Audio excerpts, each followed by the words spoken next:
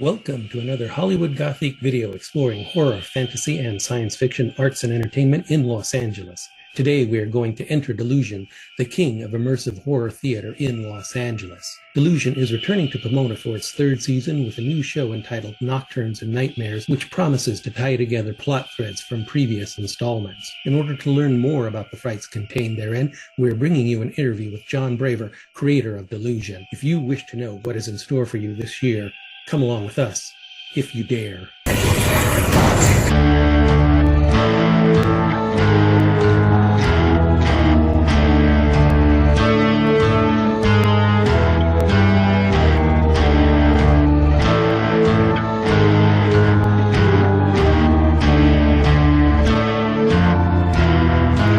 know you can't give away specifics, but can you tease us a little bit with what we're going to be seeing at this year's Delusion? Actually, I'm going to read the entire script. So here we go. Page one. Oh boy, this will be a scoop. This is a very special show. I've actually been speaking to my team about this recently, and I'm like, I can't remember being this excited about a show in a while. Because we did this whole sound and lighting walkthrough, and I was like, oh my god, the sound design is pretty amazing for this one. But basically, it's our final year at this mansion behind me, and the one that's behind you. I like that we both have that going. This is 2023. This is upcoming. You got the last show. So it's basically our last year at the Pomona, the Phillips estate. And we're going to be kind of wrapping up the Esther Phillips story in a very odd kind of way when it comes to odd and exciting kind of way when it comes to like the idea of an author that has penned all of the previous Delusion stories. This being one of them, last year's being one of them, all of them being of her anthology. And how that is kind of translated into our world and us as guests, as delusionals. So it's definitely, I've been hearing some whispers around the internet about this being sort of a meta approach to it, and it definitely is. It kind of stemmed from my frustrations with writing these shows, to be honest. It was like the insanity of writing this kind of show has driven the author insane as well, too. So there's definitely a metaphorical significance going on here. But this one is like previous Delusion stories, bringing in some hits from previous years, but in a different setting with different sequences. All the stories have an underlying narrative that culminates in a very cool finale. It's definitely all the things I love of Delusion and all the things people have come to love from it. But this one in particular has a lot of heart to it. It's more of a nightmare for me too, a heartfelt nightmare. You mentioned the continuity, and one of the things I like about Delusion, amongst others, is that there is some continuity or Easter eggs or threads that carry over, but the show is also very welcoming to newcomers. Nobody's going to come, I think, to the 2023 version and say, well, I don't know what's going on because I haven't seen the past 2 years or whatever. Can you talk a little bit about, in terms of writing, how you pull that off? Yeah, no, that's a good question. And I've already answered that question with a couple people who've emailed the Delusion site. I say the only thing it's going to make is going to intrigue you to learn more about the Delusion universe and want more of it. So as I'm kind of writing it, it's definitely in my mind is I can't write this for Steve only, right? Or else this wouldn't work. So I know that. Sorry, Steve, but I mean, you've been there since the beginning, so you get all the intricacies and the details of the story. But when you go through a Delusion show, there's so much happening that it's sometimes difficult to even in the most simplistic kind of way to lay out the story, because you're in the world and there's a real mansion behind you. You're really in a cellar. You're really climbing up this 140-year-old mansion. So that's a bit difficult. So the fantastical nature of it, you will no doubt be sort of swept into the fantasy of it and the captivating characters that we're bringing back. Even if you don't remember them from previous shows, you've never seen them, they're going to be wildly interesting in a new setting. So it's just going to inspire people to maybe ask questions of people in the group who've been to previous shows. Oh, you went to that show. What did you see in that? So the whole thing about, and that goes back to the mission statement of Delusion, is to bring people together and to tell stories to each other and to engage with each other. So that's what I'm hoping for in the end. And then people who've been for multiple years will be able to be like, oh, I remember that one. And, and that creature is coming after me, and I don't really have much time to think about this, but I need to get out of here. It was difficult. It was difficult for sure. It's gone through multiple iterations, but I'm hoping that people won't feel too lost. Though I will say, in every Delusion, people feel a little lost in a good way, unless you're Steve going through being like, that does not relate to this. So I'm gonna say this right now. There are plot holes. Please accept there are plot holes. Hitchcock called them like the refrigerator moments. You see the movie and it seems fine, and then you go home and you're opening the refrigerator to get a beer and you go, wait a minute, how did she get from there to there? Yeah. Refrigerator moments, I like that. Yeah, there'll be a few of those, but it'll be fun. It's just gonna be fun. That's what it's gonna be about. You talk about it as if in terms of the Easter eggs of things, you're relying on word of mouth. It's like you haven't put an FAQ on the website saying, here's the biographies of all the characters you're going to be seeing this year. It's kind of more a participatory thing for people to hang out after the show, because that's one of the great things now. You've got that area around the house where people can just hang out and talk. Do you ever listen in on conversations? Oh, yeah, for sure. I love hearing that stuff. I love like joining in on and then seeing what people come up with, because I'm like, oh, I didn't even think about it like that.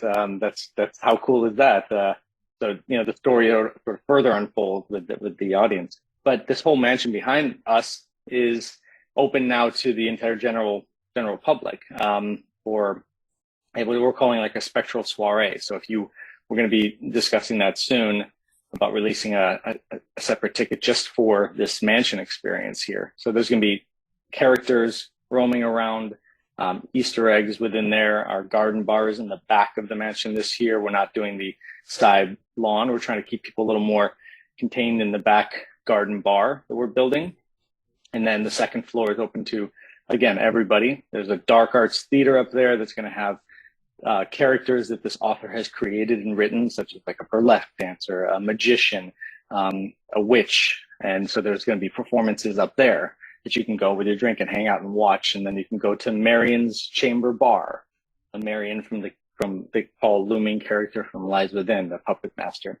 So you can go to his bar and then go to merch and go to the garden bar. And then there's something in the attic this year that is one of the things I've been trying to do for multiple years, and we did it this year. So that's going to be an even more intimate moment up there. With more than a decade doing this, you obviously know what works for Delusion. I'm curious, facing the challenge of coming up with a new iteration every year, what's your starting point? Is it like, do you have a story idea, or is it an image, an effect you want to do, something you wanted to do a previous year and couldn't quite pull off? What's the germ for each new year? Yeah, that's a good question. I don't think it's any one thing. I mean, it starts with the venue. So the fact that we know that we're here at this venue, we've never been to the venue for 3 seasons in a row. But we were not going to be back here this year, and we were going to go someplace else. And so I wrote something for a different venue and had to make a pivot at the last minute. But I think it has to do with what have I not been able to do before, and how can I sort of achieve that in this year. For example, this year, the idea was I'm not just going to do a trilogy of the Esther Phillips story. I want it to be more than just that. And I want people who've been here for the last 2 seasons to feel as if it's a new space as well, too. So therefore, I'm thinking about the flow. A lot of it came with the flow first. I have ideas. There's plenty of ideas in this little book I have right here. And so I take some of that, and then I think as that's in my head, I'm thinking about the flow of the mansion. So what are areas we didn't do for the last 2 years, and how does it flow so that people come back and say, oh my God, I've been here for the last 2 years. I don't remember that. And where am I in this estate? So I came up with a design concept for the logistical concept of how they're going to move, so that also there's no backtracking in the show. That's something you don't want to do when you're doing a linear path. So I got that down. I was like, oh, this is going to be very cool, because the audience hasn't gone here. And if they didn't get to the second floor of the back mansion last year, but they did in 2021. So it's a lot of thinking like that. And then once the flow gets locked down, then the story gets laid into that. It's very much site-specific inspired. His Crimson Queen from 2016. Right when I saw that place, I was like, I haven't tackled vampires yet. I want to tackle a vampire story. That's how that germ started. You were the first out of the gate in LA, at least, as far as these immersive Halloween horror experiences. And the stuff that's come in your wake, I find easy to peg, in terms of, oh, this one is all about story. This one is all about the interaction. This one has cool creatures. And I don't think I can really peg Delusion in that way, because you've got it all, so to speak. So I'm wondering, is that the way you feel about it? That's the definition of it. It's not defined by one aspect. Or is there some spine that you see that is the foundation on which Delusion is built? One of the better questions I've had in a while. It's funny because in the beginning, I don't know if you recall, but I would always profess that this was not a haunted house. It wasn't a haunted house. No. I kept pushing that in the beginning. Now I just sort of let the baby grow up a little bit and not have so much control over it and just say, okay, it is what you want it to be. If people say it's a haunted house, then great. But you're right. It has elements of everything. For me personally, it's specifically living inside a psychologically disturbing movie. Yeah, it's an interactive play. At its core, it's theater. We get really talented actors. Delusion has always been known as having good quality actors and good quality stunts and sound design and music, all that stuff. It's become this living, breathing world. And at its core, it's a play. It's a moving play. So that's kind of always how it's been. But we're going to, with that comes those challenges of continuing this kind of thing. When you do a play, when you do a linear play in this kind of format, we've been stuck since 2011 in the same format. The stuck is such a negative word, but it's like for an audience member, that's what I would want forever. I get just 10 people going through this. It's very hard to sustain that. The numbers have to work out. And we're Sony Classics to the Sony of 13th floor. They do big haunted houses with thousands of people a night. So this is their special project that I hope it continues. I wanted to ask you a little bit about the wild card. Obviously a lot of planning goes into your show because you got stunts and effects that have to be timed carefully.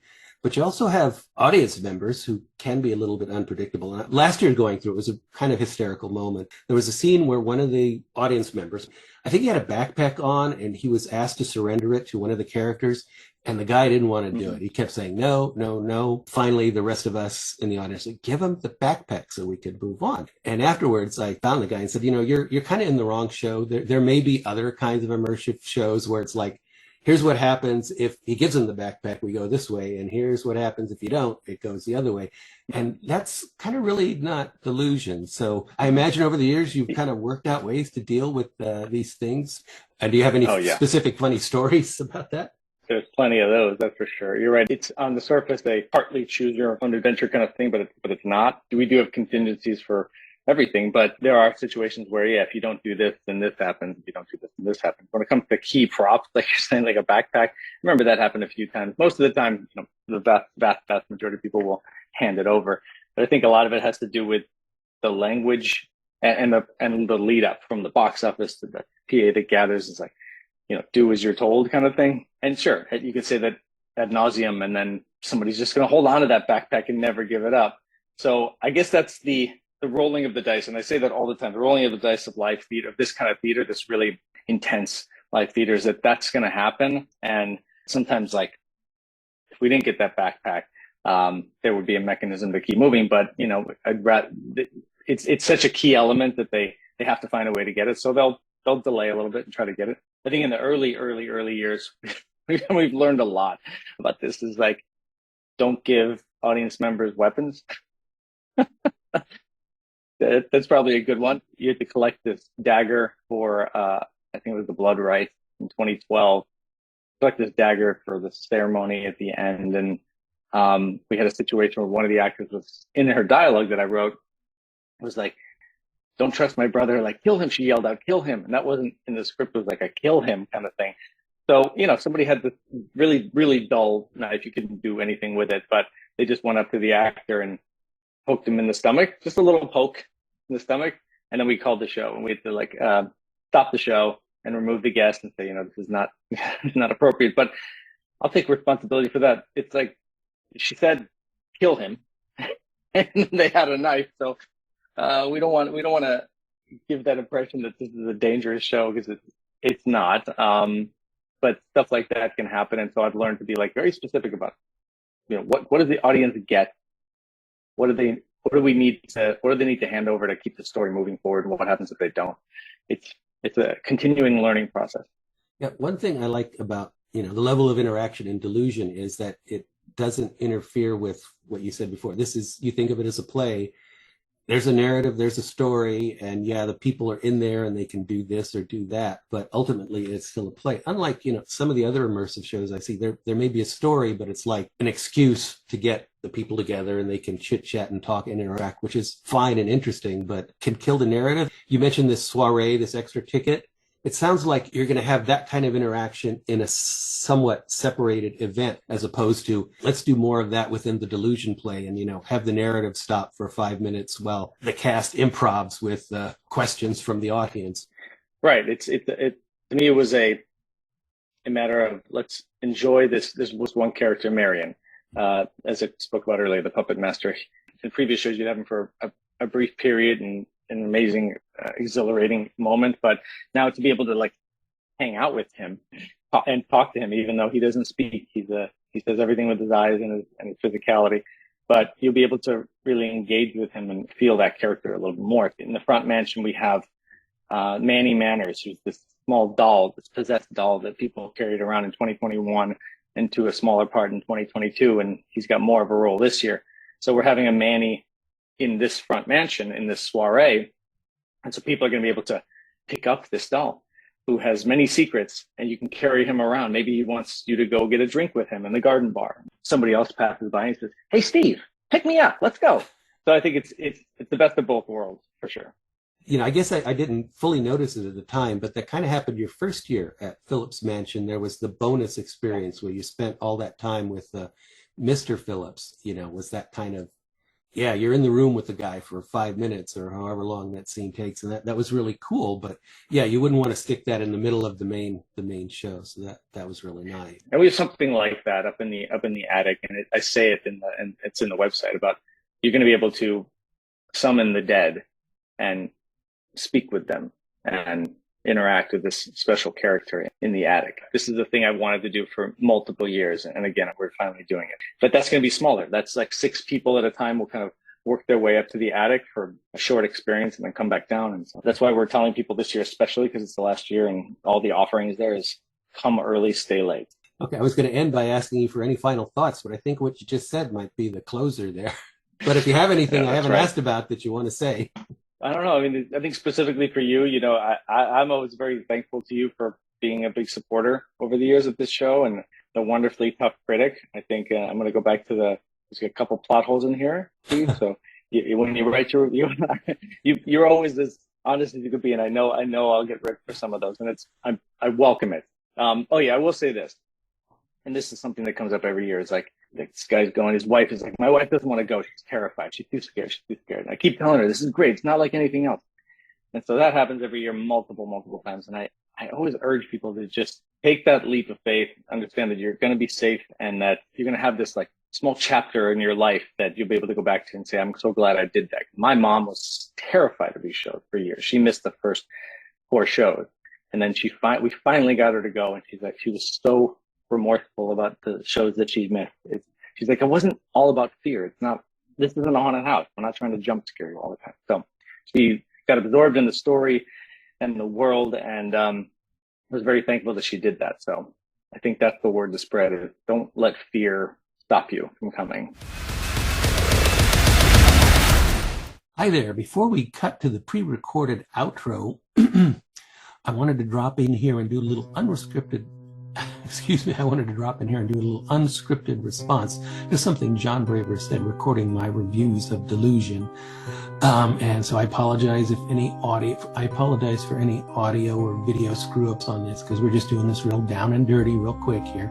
And really all I wanted to say is this, Delusion is so much its own genre that for me at least, it only makes sense to compare it to itself. No one is looking at Delusion every year and deciding, do I want to go to see this or do I want to go see Knox? That's not how the decision is made. It's all about, is this year's Delusion better than the one before? Does it live up to everything I expect from a Delusion show?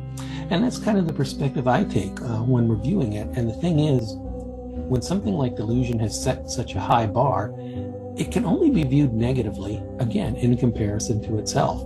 So, if this year's Delusion is not quite as good as last year's, I'll say that, but it might be a very fine distinction based on a few tiny little nitpicks. Like, overall things were great, but, I didn't have as much excitement from the monsters or whatever, or, the narrative was a little bit simpler, or maybe this one performance wasn't all it could be.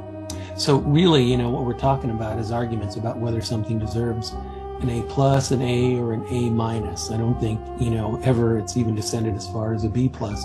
But that's just in the nature of things. I'm writing for people who are the hardcore fans who probably go every year, and we all know it's great. We all know we're going to have a good time. And really, we're just kind of, fighting over, well, not fighting. Let's say we're debating over tiny little increments of quality. Is it a little bit better this year or not quite as good as last year? So yeah, just nitpicking seems to be my way of going about reviewing this kind of things. And, hopefully that provides some value to people, who see this stuff and want to know how it compares to, previous years, and whether it's not only lives up to what's come before, but does it maybe hopefully even exceed it. And, as always, I don't think there's any point in just reviewing something that's an old favorite and saying, oh yeah, it's great again, just like it always is. What's the value in that? We all know that it's, most likely going to be pretty good every year. So I want to say something a little bit more and a little bit more detailed than that. Okay, and now we're going to cut to the outro that I previously recorded. We would like to thank Jon Braver for taking time to answer all of our questions. Delusion is currently running at the Phillips Branch in Pomona on select nights until November 12th. For more information, visit enterdelusion.com. And until next time, may your cocktail goblet be always filled with haunting spirits.